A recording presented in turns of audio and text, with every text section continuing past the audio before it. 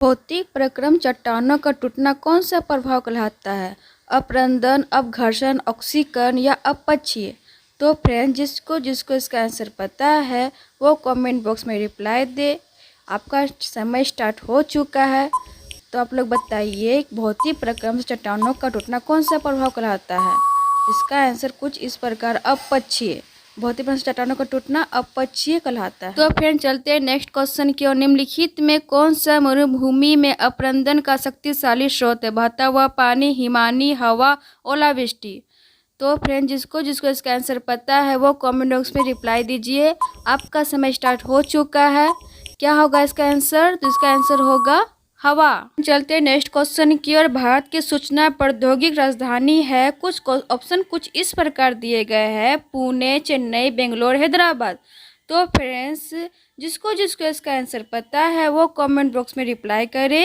आपका समय स्टार्ट हो चुका है। भारत की सूचना प्रौद्योगिकी राजधानी क्या है? तो इसका आंसर क्या होगा फ्रेंड्स? बेंगलोर होगा। बेंगलोर भारत की सूचना प्रौद्योगिकी राजधानी बेंगलोर है।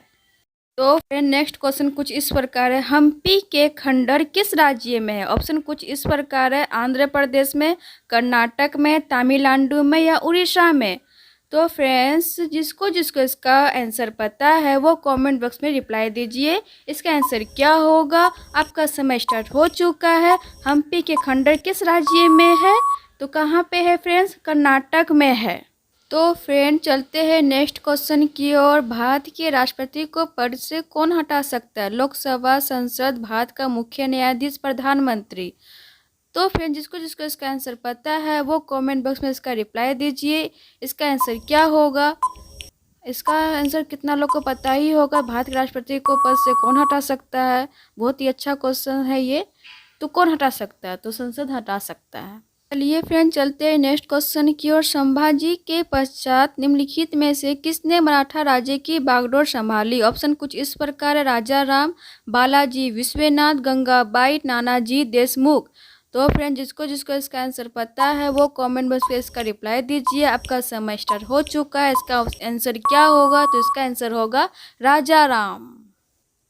चलिए फ्रेंड, चलते हैं नेक्स्ट क्वेश्चन की ओर। लॉर्ड माउंटबेटन विशेष अनुदेशों के साथ वायसराय के रूप में भारत आया? तो ऑप्शन कुछ इस प्रकार है: भारतीय उपमहाद्वीप को विभक्त करने के लिए, भारत को संगठित रखने के लिए यदि संभव हो, जिन्ना की पाकिस्तान की मांग स्वीकार करने के लिए, कांग्रेस को विभाजन स्वीकार करने हेतु मनाने के लिए? तो फ्रेंड, जिसको जिसको इसका आंसर पता है वो कमेंट बॉक्स में इसका रिप्लाई दीजिए। आपका समय स्टार्ट हो चुका है। इसका आंसर क्या होगा?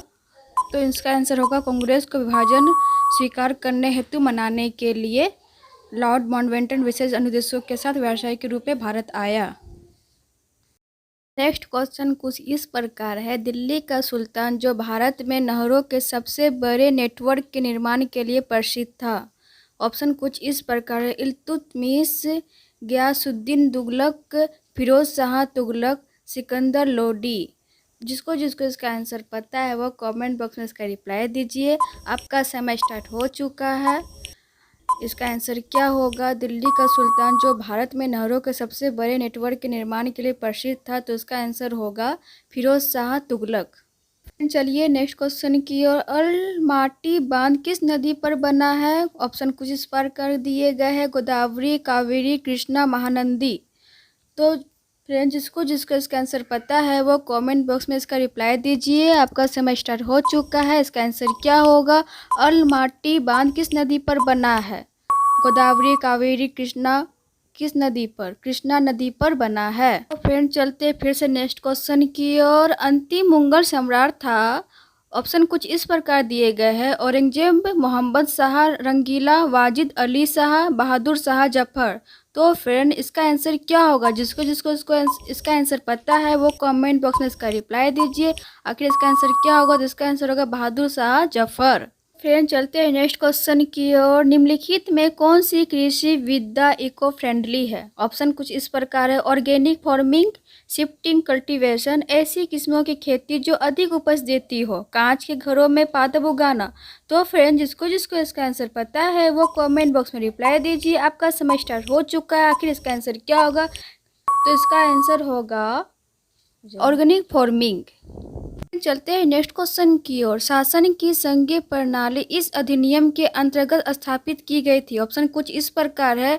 गवर्नमेंट ऑफ इंडिया एक्ट 1919 में, गवर्नमेंट ऑफ इंडिया एक्ट 1935 में, इंडियन काउंसिलियंस एक्ट 1909 में, गवर्नमेंट ऑफ इंडिया एक्ट 1858 में। तो फ्रेंड्स इसका आंसर क्या होगा? आप लोग जल्दी से कमेंट बॉक्स में रिप्लाई दीजिए। आपका सेमेस्टर हो चुका है। इसका आंसर होगा government of India act 1935। Friend चलते हैं फिर से नेक्स्ट क्वेश्चन की ओर। विश्व विरासत दिवस कब मनाया जाता है? ऑप्शन कुछ इस प्रकार है। 5 मई, 5 जून, 18 मई, 18 अप्रैल। तो फ्रेंड जिसको जिसको इसका आंसर पता है वो कमेंट बॉक्स में रिप्लाई दीजिए। आपका सेमेस्टर हो चुका है। इसका आंसर क्या होगा? विश्व विरासत दिवस कब मनाया जाता है? तो कब मनाया जाता है फ्रेंड? 18 अप्रैल को मनाया जाता है। विश्व विरासत दिवस 18 अप्रैल को ही मनाया जाता है। चलते हैं नेक्स्ट क्वेश्चन की ओर। भारत में प्रधानमंत्री तब तक अपने पद पर रहता है जब तक उसे प्राप्त होता है। तो क्या प्राप्त होता है? सशस्त्र बलों का समर्थन, राज्यसभा का विश्वास, लोकसभा का विश्वास, जनता का समर्थन। तो फ्रेंड इसका आंसर क्या होगा? आप लोग कमेंट बॉक्स में इसका रिप्लाई दीजिए। आपका सेमेस्टर हो चुका है। इस चारों ऑप्शन में से क्या होगा इसका आंसर? तो इसका आंसर क्या होगा फ्रेंड? लोकसभा का विश्वास। भारत में प्रधानमंत्री तब तक अपने पद में रहता है जब उसे प्राप्त होता है लोकसभा का विश्वास। फ्रेंड चलते हैं नेक्स्ट क्वेश्चन की ओर। पीली क्रांति शब्द किसकी बड़ी मात्रा में उत्पादित वस्तु के संदर्भ में प्रयुक्त होता है? ऑप्शन कुछ इस प्रकार दिए गए हैं। सोना, हल्दी, खाद्य तेल, दुग्ध उत्पाद। तो फ्रेंड इसका आंसर जिसको जिसको पता है वो कमेंट बॉक्स में रिप्लाई दीजिए। आपका सेमेस्टर हो चुका है। इसका आंसर आखिर होगा क्या? तो इसका आंसर होगा खाद्य तेल।